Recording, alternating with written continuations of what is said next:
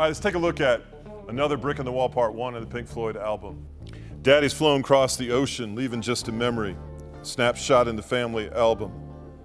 Daddy, what else you leave for me? Daddy, what'd you leave behind for me? All in all, it's just a brick in the wall. All in all, it's just bricks in the wall.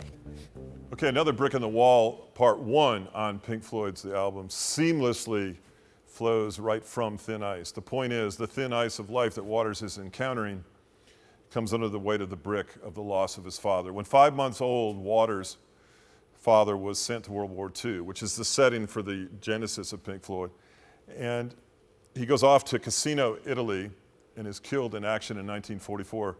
Near the end of the war, Second Lieutenant Eric Fletcher Waters, Roger Waters' father, was found killed on the battlefield, and a letter was received at Waters' house, rubber stamped, not signed by him, but rubber stamped as a condolence for the loss of his father and, of course, his mother's husband.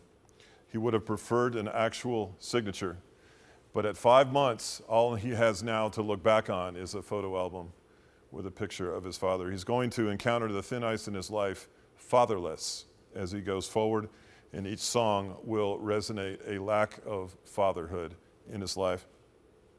And it's reminiscent to me anyway of a very, very crucial thing we see in our society today. There is a gross fatherlessness in culture. That is to say, many children have fathers, but they're spiritually absent. Many children have biological fathers, but they're physically absent.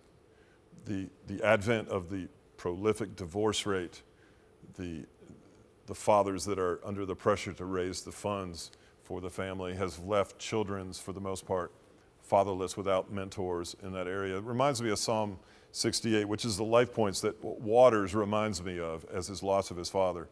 I have a father, I've never lost a father, but I can empathize with someone who doesn't have that figure in their life. Maybe that's you. In Psalm 68, the psalmist says, God is the father to the fatherless and a defender of widows. He draws the orphans and the lonely into families. And Waters is the lesser for not having a father, and he knows it. And it would appear as though that brick in the wall has alienated him from what perhaps his potential was with a father. And the weight of that brick, as you know, is beginning to slowly crack the ice in his life.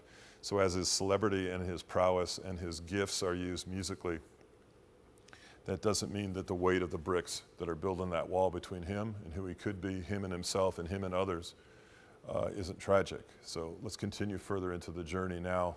Waters is fatherless.